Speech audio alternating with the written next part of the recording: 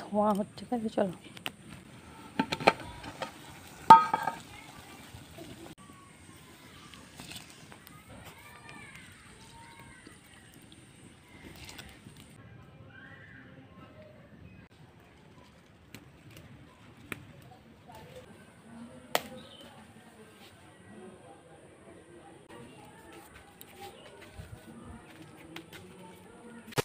নমস্কার বন্ধুরা, সবাইকে স্বাগত ভালোবাসা জানিয়ে আজকের ব্লগটি স্টার্ট করছি।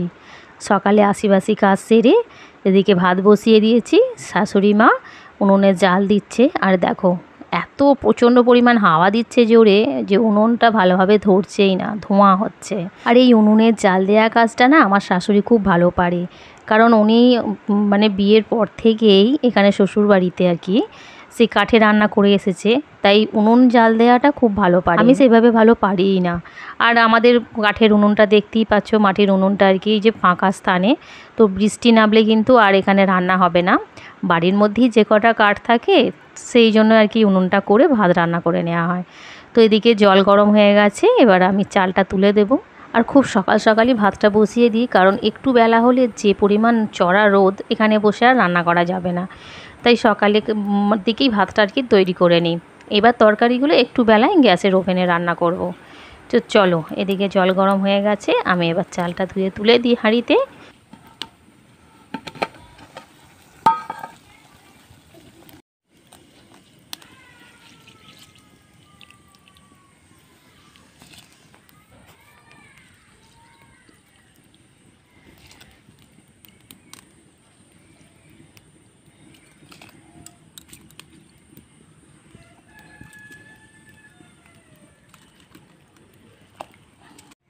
তো ওদিকে ভাতটা বসিয়ে দেওয়া হলো। দেখো এবার আমি এদিকে নোটে শাক তুলে নিচ্ছি। আমার বাড়ির উঠানের মধ্যেই কিন্তু অনেক নোটে শাক হয়েছে, সেপুনে শাক হয়েছে। তো পাঁচমিশালি শাক কিন্তু মিশিয়ে ভাজা খেতে বেশ ভালো লাগে। আর দেখো নোটে শাকগুলো একদম কচি কচি ডগ, মানে দেখলেই খেতে মন চায়। আর এদিকে দেখো ঝিঙে গাছের মাচায় দুটো ঝিঙে হয়েছে। এদিকে দেখো এটা একটু বড় হয়ে গেছে, এটা কিন্তু এবার তোলার হয়ে গেছে। তো আজকেই এই ঝিঙেটা আমি তুলবো, আজকে ঝিঙে পোস্ত রান্না করব। তো দুটো ঝিঙে আছে, আর এই ঝিঙেটা তুলে আজকে রান্না করব। আর রান্না করব নোটে শাক। দেখো এদিকে ঝিঙে গাছে কিন্তু আর একটাও ফুল নেই, মানে একটাও ঝিঙে হওয়ার মতো নেই। আর এই যে সজনে গাছটা দেখছো, সজনে গাছের ওপরে কিন্তু ঝিঙে গাছের ডগ চলে গেছে। আর কি বলো তো, এত পরিমাণ টেম্পারেচার বেড়ে গেছে, তার জন্যই কিন্তু ঝিঙে গাছে আর ফলন নেই। একটু বৃষ্টি হলেই কিন্তু ঝিঙে হবে। তো চলো আমি এবার নোটে শাকগুলো তুলে নিই।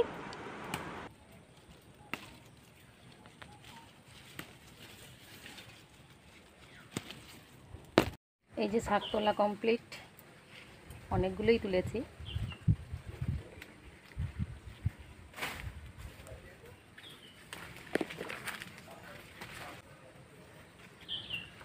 আর তোমাদের আগে দেখিয়েছিলাম আমাদের কুমড়ো গাছে কুমড়ো হয়েছে। তো সেই কুমড়োটা কিন্তু দেখো এবার পেকে পুরো হলদে হয়ে গেছে।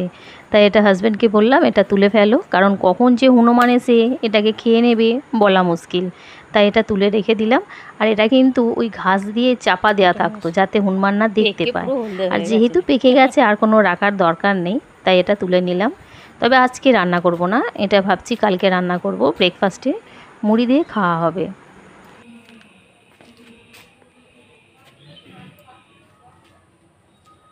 আজকে সকাল থেকেই আকাশ মেঘলা আছে আর ঝোড়ো মতো হাওয়া দিচ্ছে, কিন্তু কদিনই আকাশ একটু মেঘলা করছে, বৃষ্টি হওয়ার নাম নেই। যে পরিমাণ টেম্পারেচার বেড়ে গেছে, কবে যে বৃষ্টি হবে কে জানে। তো এদিকে ভাত রান্না হচ্ছে, আমি কয়েকটা এবার কাপড় কেচে নেব। আর আকাশ মেঘলা যেহেতু, একটু সকাল সকাল কেচে দিলে শুকিয়ে যাবে। তো আমার কয়েকটা শাড়ি কেচে এই যে ছাদে মেলে দিয়েছি। আর আগেই বললাম আজকে প্রচণ্ড পরিমাণে ঝোড়ো মতো হাওয়া দিচ্ছে। যদি বৃষ্টি হতে পারে মনে হচ্ছে, যদি বৃষ্টি হয় তো খুব ভালো লাগবে, কারণ যে পরিমাণ টেম্পারেচার মনে হচ্ছে একটু বৃষ্টি হলে যেন শান্তি আসে। তো ওদিকে ভাত ফুটে গেছে, তো আমি এবার দেখবো ভাতটা আর কি পুরোপুরি সিদ্ধ হয়ে গেছে কি, তাহলে ফ্যানটা ঝেড়ে নেব।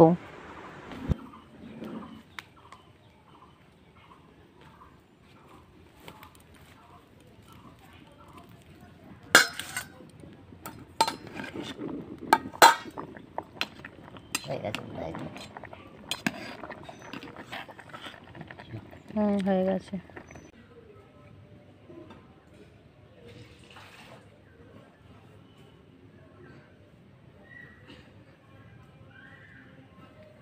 তো স্নান কমপ্লিট করে পুজো করে আমি এবার চলে এসেছি আবারও রান্নাঘরে রান্না করতে। এদিকে বসিয়ে দিলাম মসুর ডাল সিদ্ধ কুকারে, 2টো সিটি দিলেই হয়ে যাবে। আর নোটে শাক আগেই তুলেছি দেখালাম, তো সেই নোটে শাকগুলো এবার কুটে নেব, নোটে শাক ভাজা করব।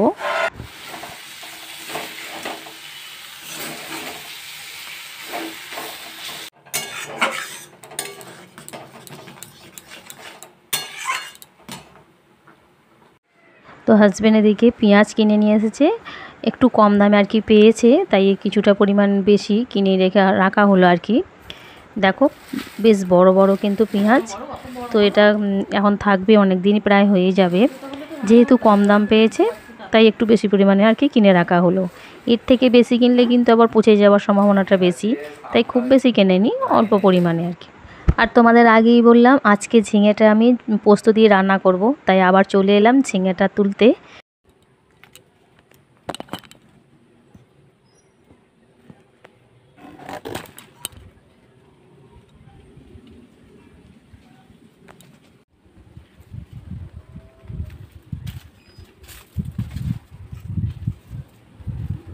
এই যে ঝিঙে 2টো হোঁপা আছে, তো এগুলো একসাথে দিয়ে পোস্ত দিয়ে রান্না করব। আর এদিকে আছে একটা আম।